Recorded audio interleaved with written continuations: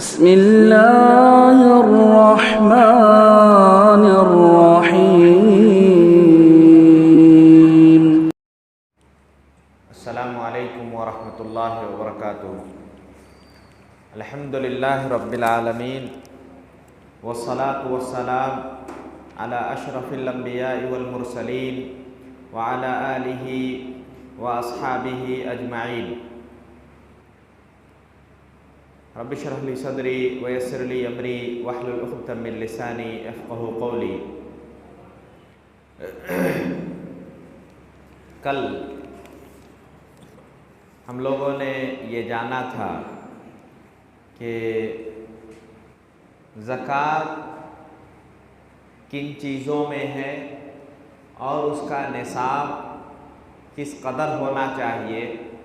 जैसे बताया गया कि अगर आपके पास वो चीज़ें हैं, पैदावार हैं जिनको ज़ख़ीरा किया जा सकता है और वो 5 वसक़ से ज़्यादा आपके पास है, तो फिर उसमें आपको ज़कात देना होगा।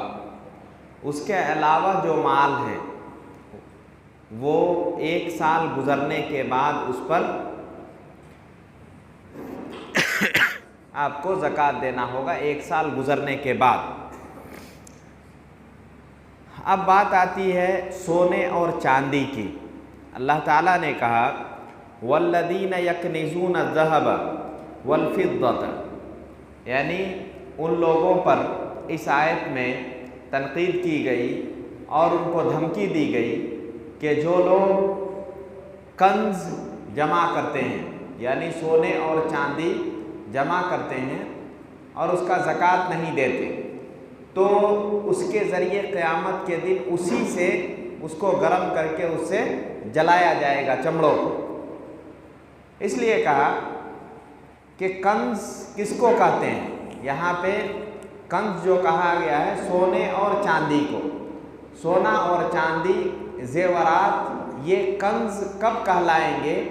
कंज़ इनको उस वक्त कहा जाएगा जब इसकी ज़कात नहीं दी जाएगी। जब ज़कात इसकी अदा करेंगे तो फिर ये कंज़ में शामिल नहीं है। और जो लोग कंज़ जमा करते हैं, यकनिज़ून ज़हब वल फ़िद्दा, सोने और चांदी को जमा करके रखते हैं, उसकी ज़कात नहीं देते, तब उनके लिए अज़ाब है। वरना किसी के पास बहुत ज़्यादा सोना है, चांदी है, ज़कात निकालता है तो कोई हरज नहीं है। उसका निसाब क्या है? अगर किसी शख्स के पास 85 ग्राम सोना है, 85 ग्राम सोना है, तो उसके अंदर उसे ज़कात फ़र्ज़ हो जाती है। अगर उसके पास कोई दूसरा माल है, जैसे पैसा है, तो पैसा उसी हिसाब से 85 ग्राम सोने के हिसाब से जितना उसका पैसा बनता है, उतना पैसा 1 साल उसके पास रह जाए तो फिर उसमें उसके लिए ज़कात वाजिब है उस पर। उसी तरह चांदी अगर 595 ग्राम है, 500, क्योंकि आजकल के हिसाब सब ग्राम में होते हैं, 595 ग्राम अगर चांदी की मिक़दार आपके पास है और 1 साल उस पर गुज़र जाता है तो फिर उस पर आपको ज़कात देना होगा। यहाँ पे एक सवाल है कि एक इंसान के ऊपर ज़कात फ़र्ज़ तो होती है। मिसाल के तौर पे आपके पास पैसा है, आपके ऊपर ज़कात फ़र्ज़ है, लेकिन वो पैसा आपने किसी दूसरे को कर्ज़ पे दिए हुआ है। आपके पास मान के चलिए 10 लाख रुपए हैं, वो 10 लाख उस पर तो ज़कात वाजिब होगी, लेकिन वो 10 लाख रुपये आपके पास नहीं है, वो 10 लाख रुपया आपने किसी को कर्ज़ दिया हुआ है। तो उसका क्या हुक्म है? उसका हुक्म यह है कि उसकी 2 सूरतें होंगी। या तो आपको यकीन होगा कि वो माल मैं जिसको कर्ज़ दिया हूँ वो कर्ज़ मुझे लौटा देगा, ये अगर यकीन है तो हर साल उस पैसे की ज़कात आपको निकालनी होगी। हर साल वो पैसा जो आपने कर्ज़ दिया है उस पैसे की ज़कात आपको निकालनी होगी। ये एक सूरत है। दूसरी सूरत कि आपको ऐसा लगे कि वो शख्स यानी तज़ब्ज़ुब नहीं हो जाता है कि मैं कर्ज तो दिया लेकिन लगता है कि पता नहीं देगा कि नहीं देगा, देगा कि नहीं देगा। अगर ऐसा सिचुएशन है तो फिर वो ज़कात अदा नहीं करेगा।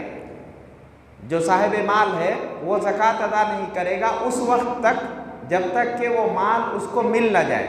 जब माल मिल जाएगा तब 1 साल की ज़कात वो अदा करेगा। समझ रहे हैं आप लोग? यानी जिसमें बिल यकीन उसको पता हो कि मेरा कर्ज है वो मुझे मिल जाएगा तो फिर वो हर साल उस माल की ज़कात निकालता रहेगा। अगर तज़ब्ज़ुब है कि पता नहीं मिलेगा कि नहीं मिलेगा तब वहाँ पे ज़कात वो नहीं देगा बल्कि इंतज़ार करेगा। वो माल जब उसे मिल जाए तब वो 1 साल का, सिर्फ पूरे जितने साल उसके पास रहा उतना नहीं, बस 1 साल की ज़कात वो एक बार में अदा कर देगा।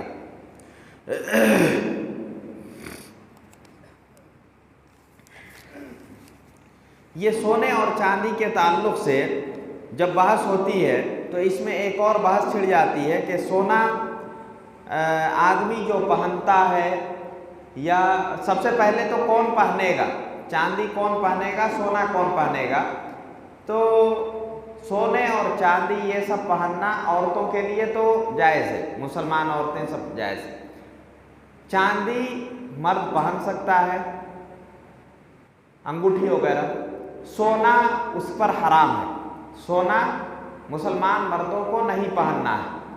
उसमें एक और बहस छिड़ जाती है। अब जैसे आजकल लोग नौशों को क्या देते हैं, सोने की अंगूठी देते हैं, गिफ्ट के तौर पर सोने की अंगूठी, गिफ्ट के तौर पर एक हराम चीज़ देते हैं, यानी मर्द को पहनना वो हराम है।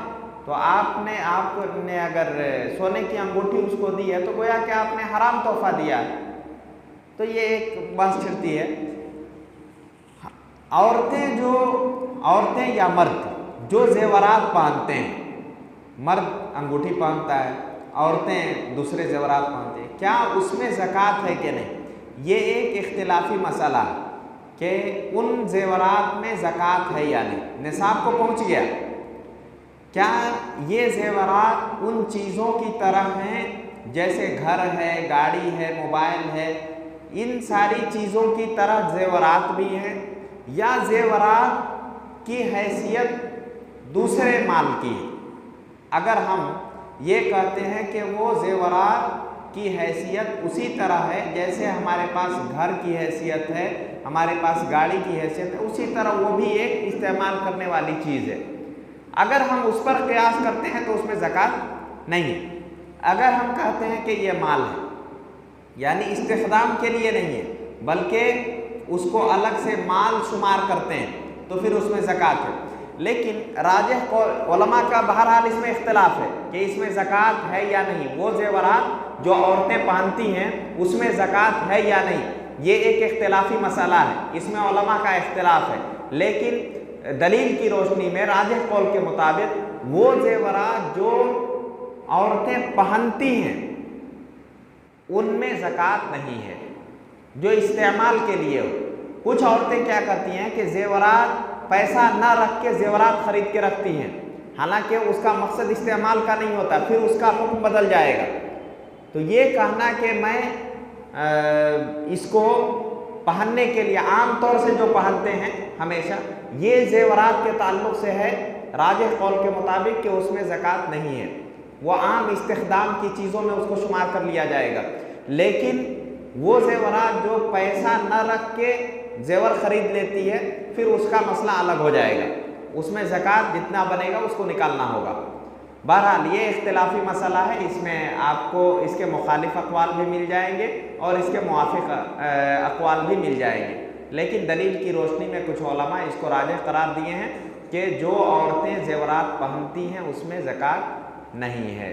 वल्लाहु आलम बिस्सवाब। अस्सलामु अलैकुम व रहमतुल्लाहि व बरकातुहू।